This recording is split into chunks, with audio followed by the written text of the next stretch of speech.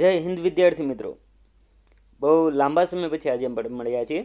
આજે આપણે મળ્યા છીએ ધોરણ 7ના ચેપ્ટર નંબર 7 પ્રાણીઓ અને વનસ્પતિઓમાં વહનની સાથે. બરાબર, તો શરૂઆત ત્યાંથી કરી દઈએ. ચલો, પહેલી વાત એ કે વહન, જો મનુષ્યમાં કે પ્રાણીઓમાં વહન થાય છે તો કેનું વહન થતું હશે? કંઈક મનુષ્યની અંદર, કંઈક પ્રાણીની અંદર કે કોઈ વનસ્પતિની અંદર કંઈક વસ્તુનું વહન એક જગ્યાએથી બીજી જગ્યાએ જતું હશે. પણ શેનું? મનુષ્ય છે એમાં રુધિરનું વહન થાય. કેનું થાય? રુધિરનું. જ્યારે પ્રાણીઓ છે એમાં પણ રુધિરનું વહન થાય. પણ જે વનસ્પતિઓમાં છે એમાં પાણી અને ખનિજ ક્ષારોનું વહન થાય છે. ઠીક છે?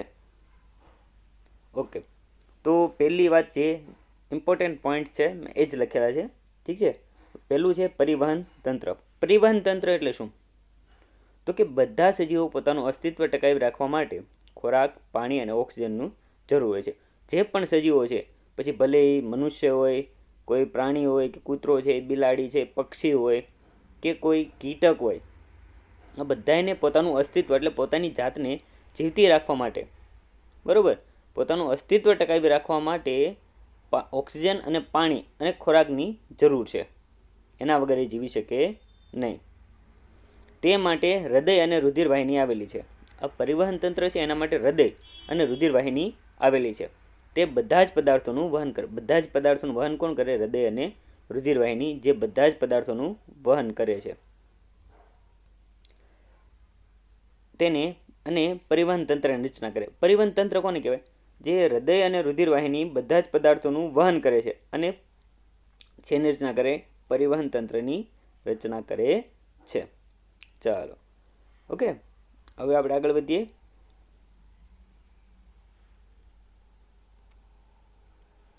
રુધિર અને રુધિરથી વાત કરવાની છે.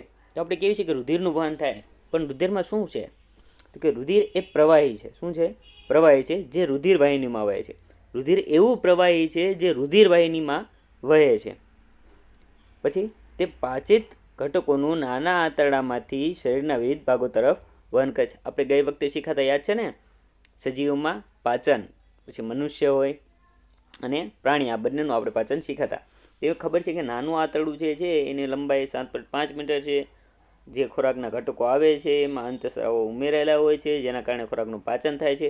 જેનું જેનું પાચન થતું જાય એને ધીમે ધીમે રસાંકુરો દ્વારા આજે ખોરાકના ઘટકોનું શોષણ થાય, અને એ શોષણ સીધું ક્યાં જાય? લોહીમાં. બરોબર, તો કે પાચિત ખોરાકના ઘટકોનું નાના આંતરડાથી શરીરના વિવિધ ભાગો તરફ વહન કરે છે. તે ફેફસામાંથી ઓક્સિજન શરીરના કોષો સુધી લઈ જાય છે. શું? એક તો કે ખોરાકે લઈ જાય છે, એની સાથે સાથે જે ઓક્સિજન છે ફેફસામાંથી લઈ ને ક્યાં? બધા ભાગો સુધી પહોંચાડે છે. તે શરીરના ઉત્સર્ગ દ્રવ્યોને શરીરમાંથી નિકાલ પણ કરે છે. ઉત્સર્ગ દ્રવ્યો એટલે એવો કચરો જે શરીરમાં પાચન થઈ શકતો નથી, એટલે એવા કચરાને શરીરમાંથી દૂર કરવો જરૂરી છે. જો દૂર ન થાય તો શરીરને તકલીફ પડે. રુધિરનો પ્રવાહી ભાગ એ રુધિર રસ કહેવાય છે. ચાલો, રુધિરનો પ્રવાહી ભાગ કયો છે? રુધિર રસ. યાદ રાખવાના આવા પોઈન્ટ આવતા હોય ને અમુક. ઓકે, કે રુધિરનો પ્રવાહી ભાગ એ રુધિર રસ કહેવાય છે. રુધિર રસ સાંભળ્યું? રુધિર રસના ઘટકો આપેલા છે. કેના? રુધિર રસ. રુધિર રસના ઘટકો કયા છે? આરબીસી, ડબલ્યુબીસી અને પ્લેટલેટ્સ. આ ત્રણ જે છે એના ઘટકો છે. બરોબર, તો કે રક્તકણ, શરૂઆત કરવાની છે આરબીસીથી. આરબીસી શું છે? આરબીસી એટલે રક્તકણ. રક્તકણનું બીજું નામ છે રેડ બ્લડ સેલ, એટલે કે આરબીસી છે. રક્તકણ એ હિમોગ્લોબિન ધરાવે. શું ધરાવે છે? હિમોગ્લોબિન ધરાવે છે. આ હિમોગ્લોબિન એ રક્તકણ સાથે જોડાયેલું હોય છે. એના કારણે જ આ જે રક્તકણ છે એ રુધિરના લાલ રંગ માટે જવાબદાર છે. સમજાણું? આ હિમોગ્લોબિન છે અને એ આ રુધિરનો ઘટક છે, આરબીસી સાથે જોડાયેલું છે. એટલા માટે આપણું રુધિર કેવું છે? આ જે રુધિર મોટા ભાગે આરબીસીનું બનેલું હોય છે ને, એટલે આ માટે આ રુધિરનો રંગ કેવો છે? લાલ. જો આરબીસી ન હોય તો આપણું રુધિર કંઈક લીલું હોય, પીળું હોય, જાંબલી હોય, આવા રંગનું જોવા મળે. પણ આપણા રુધિર રસમાં જે આ રક્તકણ આવેલું છે એની સાથે હિમોગ્લોબિન જોડાયેલું છે. એટલા માટે આપણું રુધિરનો રંગ કેવો છે? લાલ.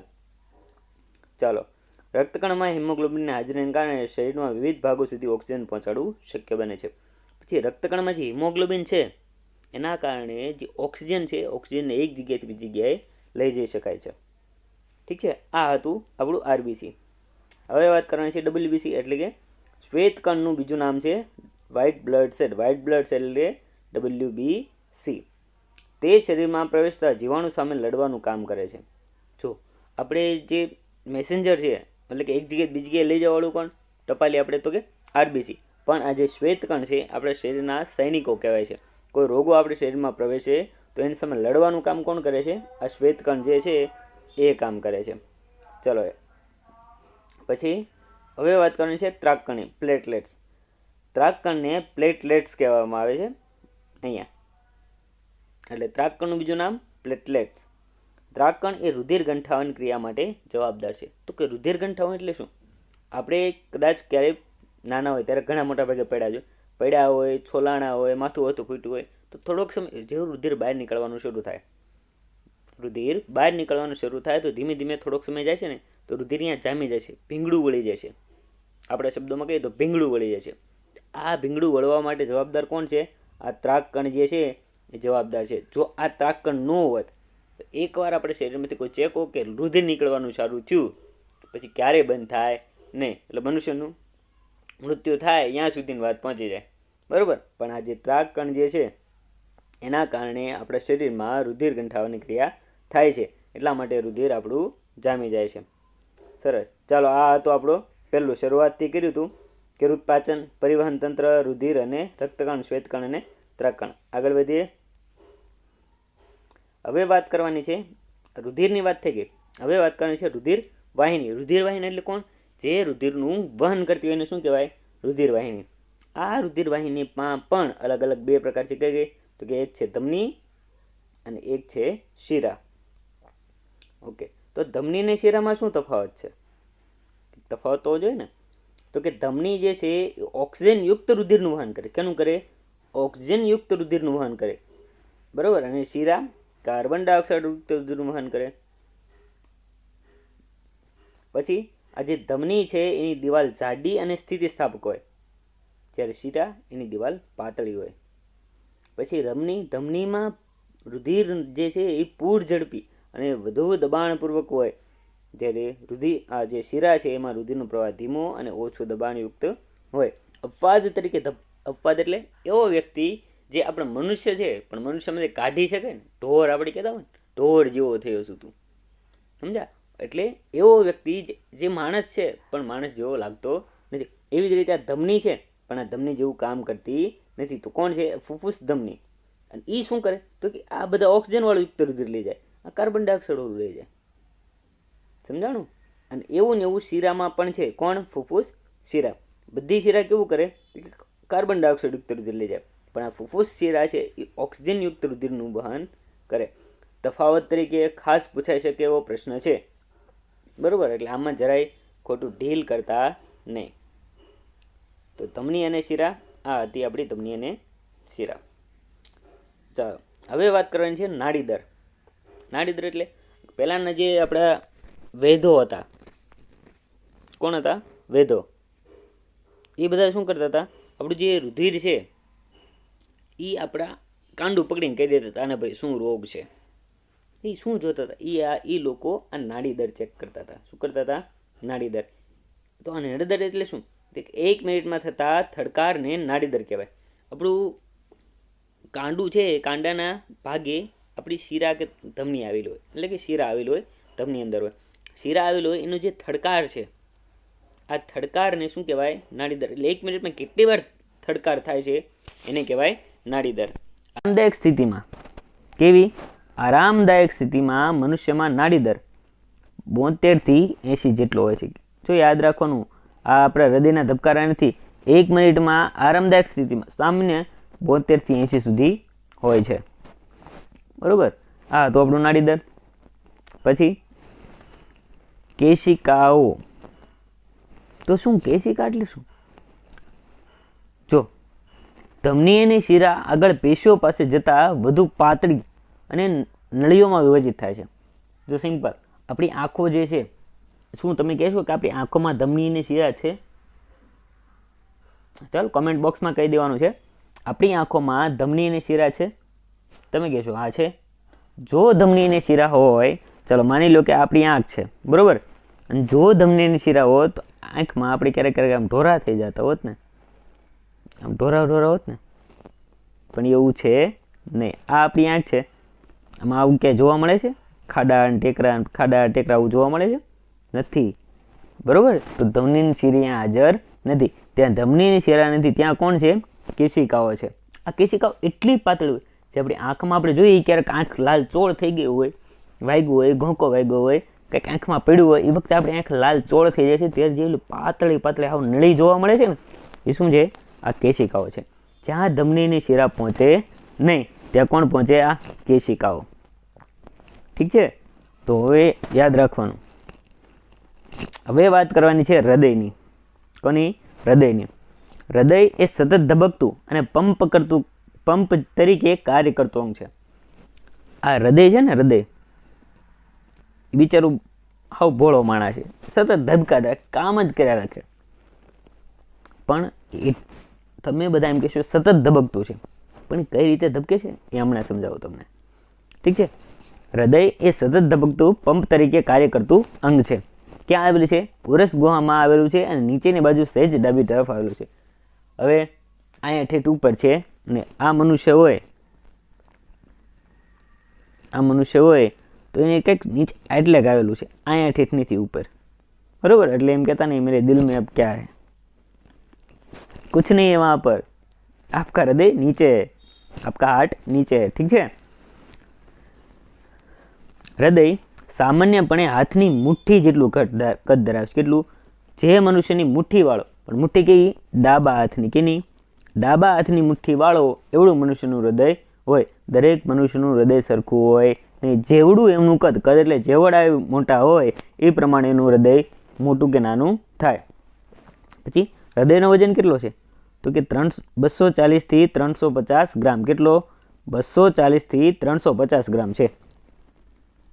પછી હૃદયના બે ધબકારા વચ્ચેનો સમય કેટલો? 0.8 સેકન્ડ છે. કેટલો? બે વાર જે ધબકે ને, આ એક વાર ધબકું અને આ બીજી વાર ધબકારો, આ બે વચ્ચે 0.8 સેકન્ડ. શું કેટલો સમય છે? 0.8 સેકન્ડનો સમય લાગે છે. આ 0.8 સેકન્ડ છે ને, આ 0.8 સેકન્ડ માટે આરામ કરે. શું કરે છે? આરામ કરે છે. મને ખબર છે હૃદય છે એના 4 ભાગો છે, બરોબર. તો આ ઉપરના ભાગ જ્યારે બે ફૂલાય, શું થાય? ફૂલાય. ત્યારે નીચેના ભાગ સંકોચાય. શું થાય?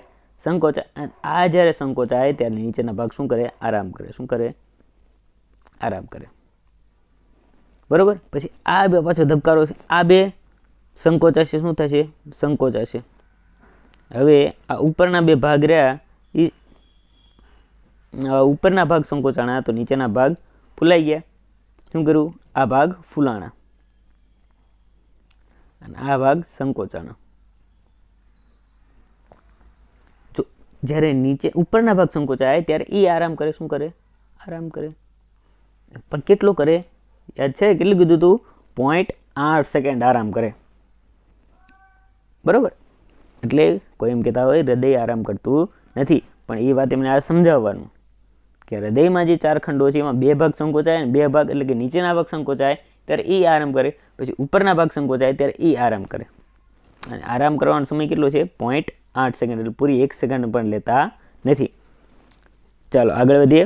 ડાબા ક્ષેપકની દિવાલ જમણા ક્ષેપકની દિવાલથી સહેજ વધારે જાડી હોય છે, કારણ કે તેને રુધિર ઉપરની તરફ મોકલવાનું હોય છે. જે ડાબું ક્ષેપક છે, હમણાં આપણે આવશે, બરોબર. તે ડાબું ક્ષેપક જે છે એની દિવાલ જાડી હોય છે. શું કામ જાડી હોય? કેમ કે ઉપરથી તો આપણે નીચે મોકલે છે, પણ નીચેથી ઉપર લાવવા માટે જે બળ કરવું પડે એ આ ડાબું ક્ષેપકને કરવું પડે છે. ચાલો આપણે રુધિર વાહિની શીખા, ધમની, શીરા, નાડીદર, કેશિકાઓને હૃદય વિશે શીખા. ચાલો હવે આપણે હૃદય વિશે આકૃતિ સમજીએ. આ હૃદય છે શું?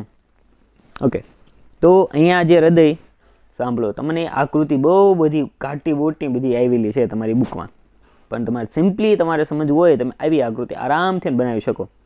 નાનો એવો છોકરો છે એને કીધું ને હૃદય, આ રીતે એમને એકવાર શીખવાડી દીધું હોય તો આ રીતે આકૃતિ બનાવી શકે.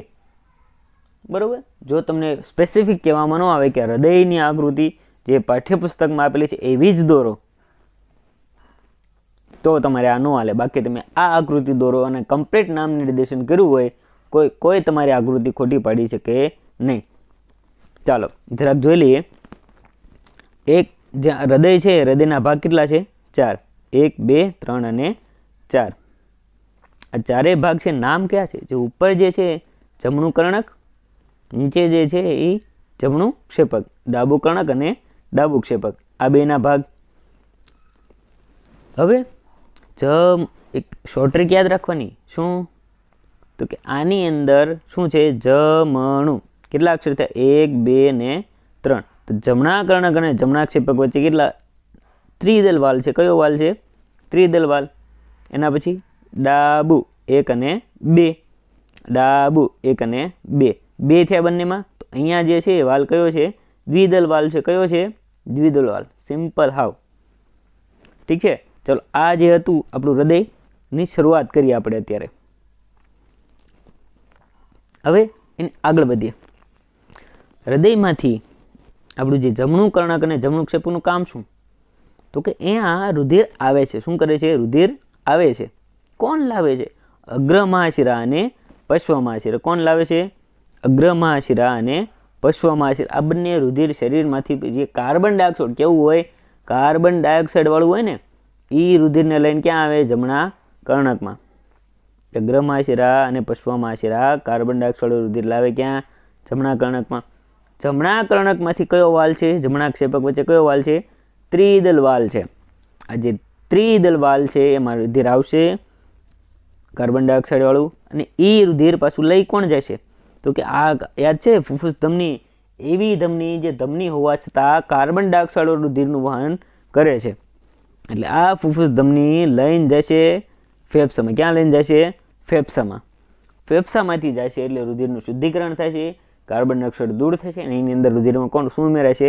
ઓક્સિજન ઉમેરાશે. પછી આ ઓક્સિજન વાળું રુધિર લઈને કોણ આવશે? ફુફુસ શિરા. ફુફુસ શિરા યાદ કરો અપવાદ તરીકે હતી જે કાર્બન ડાયોક્સાઇડ વાળું રુધિર જે આ ધમની એ ઓક્સિજન વાળું લઈ જાય છે, પણ આ જે શિરા છે કઈ? ફુફુસ શિરા એ પણ ઓક્સિજન વાળું રુધિર લાવે છે. આ ઓક્સિજન વાળું રુધિર લાવ્યું અને ક્યાં લાવ્યું? ડાબા કર્ણકમાં. ડાબા કર્ણકમાંથી ક્યાં આવે છે? વચ્ચે કયો વાલ છે? દ્વિદલ વાલ છે. પછી આ ડાબા કર્ણકમાંથી ક્યાં આવશે? ડાબા ક્ષેપકમાં. જેમ આ ડાબા ક્ષેપકમાં આવ્યું પછી મહાધમની જે છે શું કરશે? મહાધમની બધા રુધિરને શરીરના વિવિધ ભાગો તરફ મોકલશે. હા આકૃતિ સિમ્પલ છે. જો આ મહાશિરા, મહાધમની, મારી દો ચોકડી. ફુફુસ શિરા, ફુફુસ ધમની, મારી દો ચોકડી. આમ યાદ રાખવાનું. એકબીજાથી સામસામે કોણ છે? ફુફુસ શિરા. બંને શું છે? ફુફુસ. આ કોણ છે? અગ્ર અગ્ર. આ રીતે યાદ રહેશે. અગ્ર આ જે છે મહાશિરા, મહાધમની એકબીજાથી સામે. ફુફુસ શિરા, ફુફુસ ધમની એકબીજાની સામે. ક્રોસ ચોકડીમાં યાદ રાખશો તો સિમ્પલી તમને યાદ રહી જાય છે કયું ક્યાં છે એમ. બરાબર. આ આકૃતિ 2 કે 3 વાર દોડશો એટલે તમને બધાને આવડશે. 100%ની ગેરંટી છે. બરાબર. આ આપણું છે હૃદય. ચાલો ફરીવાર ધ્યાન કરીએ. અગ્ર મહાશિરા અને પશ્વ મહાશિરા શરીરમાંથી કાર્બન ડાયોક્સાઇડ રુધિર લાવે ક્યાં? તો કે જમણા કર્ણકની અંદર લાવે. જમણા કર્ણકમાંથી રુધિર ત્રિદલ આપણે જમણા ક્ષેપકમાં જાય. જમણા ક્ષેપકમાંથી ફુફુસ ધમની લઈને જાય ફેફસામાં. ફેફસામાંથી શુદ્ધિકરણ બાદ કાર્બન ડાયોક્સાઇડ રુધિર લઈને ઓક્સિજન વાળું રુધિર લઈને કોણ આવે? ફુફુસ શિરા. ફુફુસ શિરા લાવે ક્યાં? ડાબા કર્ણકમાં. યાદ શું રાખવાનું? શરીરમાંથી અશુદ્ધ રુધિર સૌપ્રથમ ક્યાં આવે? તો કે જમણા કર્ણકમાં. અને શુદ્ધ રુધિર સૌથી પહેલાં ક્યાં આવે? તો ડાબા કર્ણકમાં. ડાબા કર્ણકમાંથી આવ્યું પછી અહીંયાથી દ્વિદલ વાલ. કયો વાલ છે?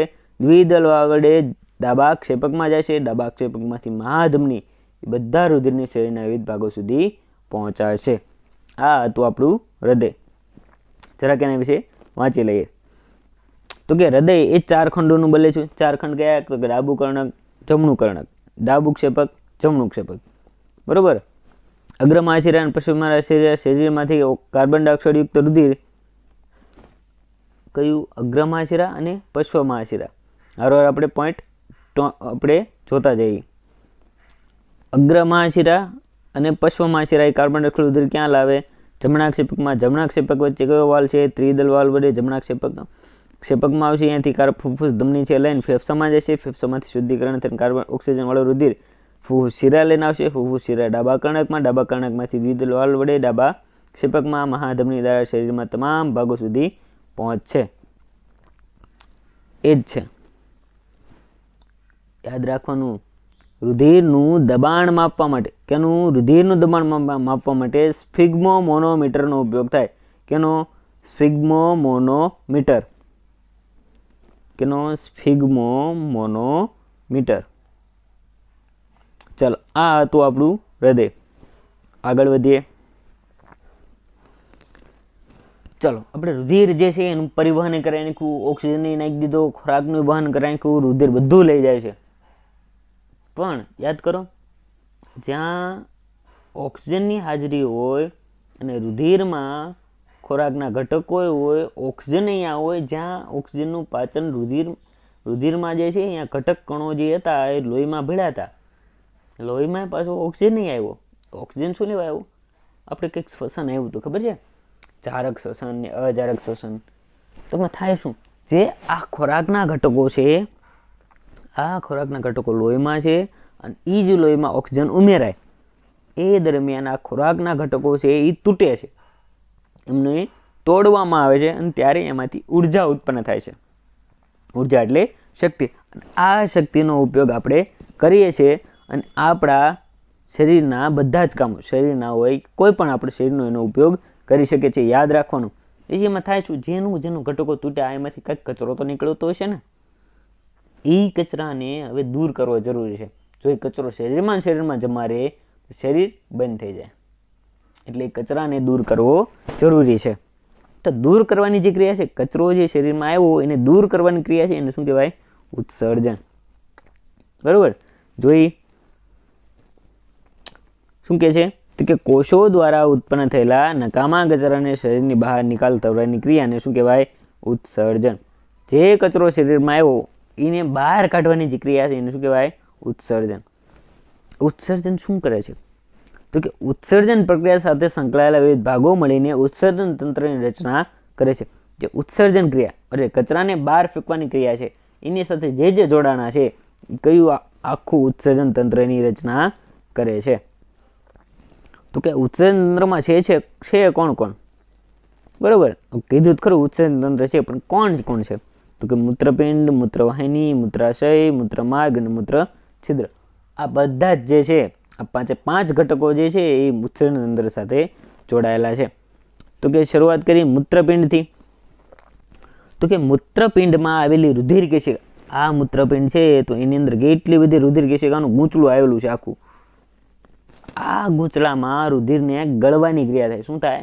ગાળવામાં આવે છે. ગાળવામાં આવે એ દરમિયાન એમાં શરીરમાંથી જે ખોરાકના ઘટકોનું પાચન થયું હતું, એમાં ઘટકો તૂટ્યા હતા, એમાંથી જે નકરો કચરો હતો રુધિરમાં જતો, કચરાને રુધિરમાંથી દૂર કરવા માટે કોણ? મૂત્રપિંડમાં આવેલી રુધિર કેશિકા જે છે એ રુધિર ગાળવાની ક્રિયા કરે, એ દરમિયાન દૂર થાય. પછી રુધિર કેશિકાઓ દ્વારા ગાળણ થયા બાદ મૂત્રવાહિની શું કરે છે કે રુધિર કેશિકામાં જે ગાળણ થયું હોય એમાં નીકળેલો કચરો હોય એ મૂત્રવાહિની દ્વારા ક્યાં જાય? મૂત્રાશયમાં જાય. જે કચરો ગાળણથી જે કચરો નીકળે એ બધાને ક્યાં મોકલી દેવાનો? મૂત્રાશય. એ કામ કોનું છે? મૂત્રવાહિનીનું. એના પછી મૂત્રાશય.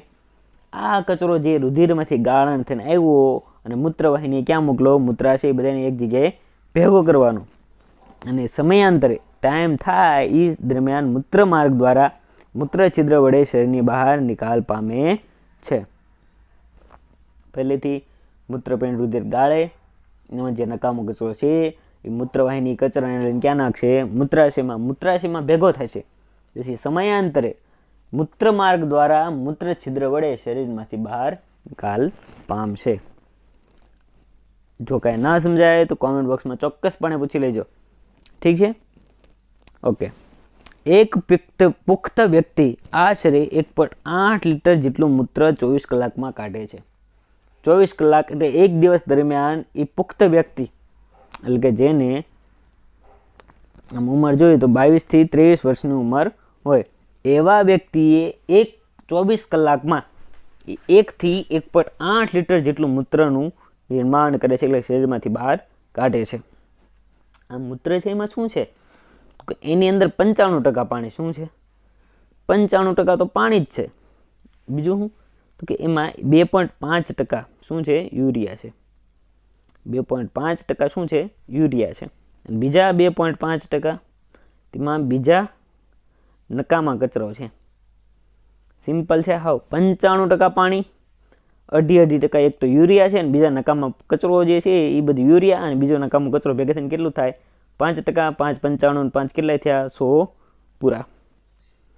એટલે 95% પાણી, 2.5% યુરિયા અને 2.5% બીજા નકામા દ્રવ્યો આવેલા છે આ આપણા મૂત્રમાં. પછી વાત કરવાની છે ડાયાલિસિસ. તો આ ડાયાલિસિસ ઘણી વાર તમે સાંભળ્યું છે, કોઈ મોટા વડીલ વ્યક્તિ હોય એમને ડાયાલિસિસ કરાવવા દવાખાને જવું પડે દર વખતે. એમનું ડાયાલિસિસ કરતા હોય તો ડાયાલિસિસ છે શું? તો કે કેટલીક વાર શું થાય, કેટલીક વાર મનુષ્યમાં મૂત્રપિંડ ચેપ કે કોઈ ઇજાના કારણે કામ કરતા બંધ થઈ જાય. શું થાય? આ જે મૂત્રપિંડ છે, કાં તો કોઈ ચેપ લાગ્યો હોય, કાં કોઈ નુકસાન થયું હોય, કંઈક વાગ્યું હોય, એના કારણે મૂત્રપિંડ જે છે એ કામ કરતા થઈ જાય બંધ. મૂત્રપિંડ કામ કરતા બંધ થઈ જાય તો મૂત્રપિંડનું કામ શું? રુધિરને ગાળવાનું અને ગાળી અને કચરાને દૂર કરવાનું. જો મૂત્રપિંડ કામ કરતા બંધ થઈ જાય છે તો એને ગાળશે કોણ? અને ગાળશે નહીં તો કચરો શરીરમાં જ રહેશે, દૂર તો થશે નહીં. જેના કારણે કચરો જમા થયા રાખશે અને સમયાંતરે એક સમય એવો આવશે જ્યારે એ મનુષ્યનું મૃત્યુ થાય છે. પણ એનાથી બચવા માટે શું કરવામાં આવે છે? કેટલીક વાર મૂત્રપિંડની નિષ્ફળતાને કારણે રુધિરમાં નકામો કચરો જમા થાય છે. આવી વ્યક્તિમાં રુધિરને સમયાંતરે કૃત્રિમ મૂત્રપિંડ, કેના વડે? કૃત્રિમ મૂત્રપિંડ. અત્યારે મનુષ્ય એટલો પહોંચી ગયો છે, કૃત્રિમ હૃદય બનાવવાની શરૂઆત કરી છે, એટલે હવે કૃત્રિમ મૂત્રપિંડ બનાવ્યું છે, જેના મદદથી એ રુધિરને ગાળી શકે. શું કરે? રુધિરને ગાળી શકે. જે કામ મૂત્રપિંડ કરતું હતું અને એ મૂત્રપિંડ કામ કરતા બંધ થઈ ગયા, તો આ જે કૃત્રિમ મૂત્રપિંડ જે છે એને ગાળવાનું કામ કરે છે. આ ક્રિયા જે થાય એને શું કહેવાય? ડાયાલિસિસ.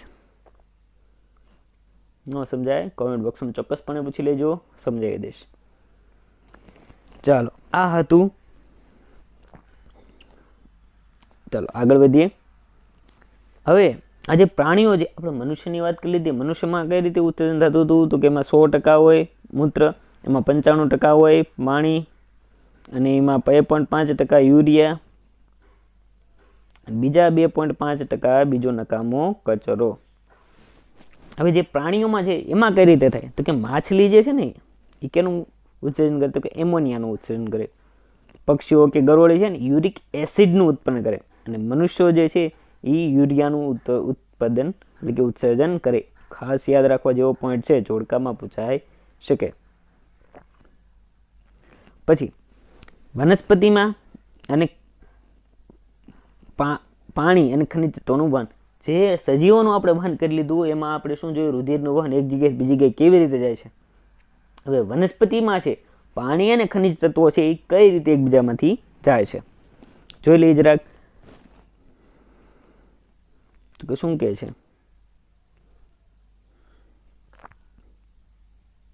ઓકે, મૂળરોમ એ.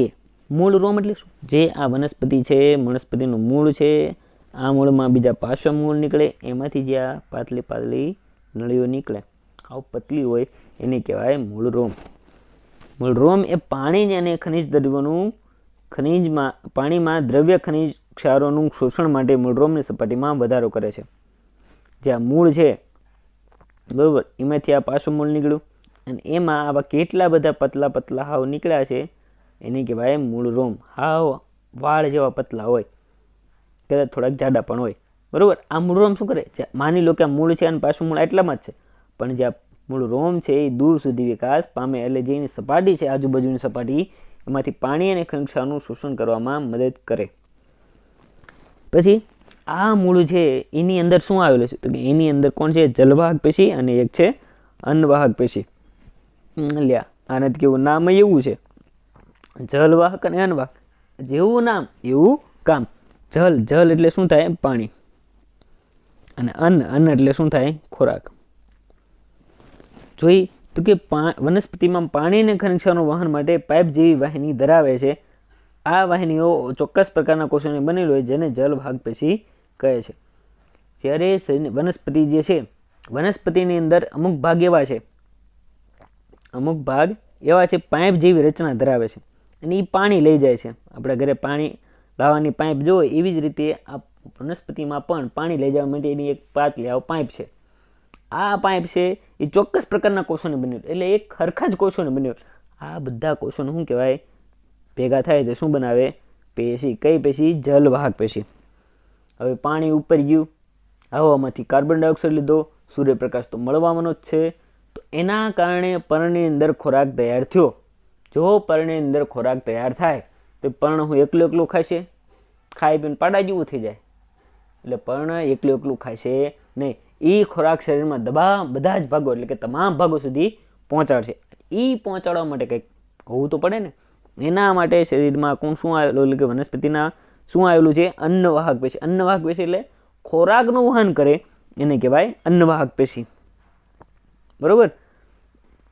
ચાલો, આ હતું આપણું જલવાહક અને અન્નવાહક. હવે વાત કરવાની છે વાહક પેશી. આ વાહિનીઓ ચોક્કસ પ્રકારના કોષોને બનેલી હોય છે જેને વાહક પેશી કહેવાય છે. વાહક પેશી કઈ? તો કે અન્નવાહક અને જલવાહક જે છે એ વાહક પેશીઓ છે. ચાલો, પછી પેશી શું છે? તો કે કોષો બધા ભેગા થાય, એ બધા ભેગા થઈને શું બનાવે? પેશીની રચના કરે. યાદ કરો, આપણે પહેલાં શીખેલા કોષો બધા ભેગા થઈને પેશી બનાવે, પેશી બધા ભેગા થઈને અંગ બનાવે, અંગો બધા ભેગા થઈને આખું એક શરીર બનાવે. ચાલો, એના પછી છે બાષ્પોત્સર્જન. જેમ આપણે મનુષ્યમાં વાત કરી હતી કે જે વહન થાય છે એમ રુધિરનું ગાળણ કરવું જરૂરી છે. ગાળણ થાય છે તો નકામો કચરો દૂર થાય છે.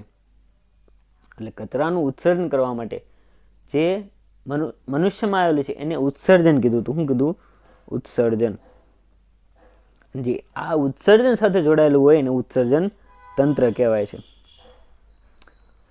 હવે મનુષ્યમાં વાત થઈ ગઈ, એને તો ઉત્સર્જન તંત્ર છે, પણ આ પ્રાણી એટલે કે આ વનસ્પતિ જે છે એમાં તો ખોરાક જાય છે, ખોરાકનું વહન થાય છે, ખોરાકને બધી જગ્યાએ મોકલે છે.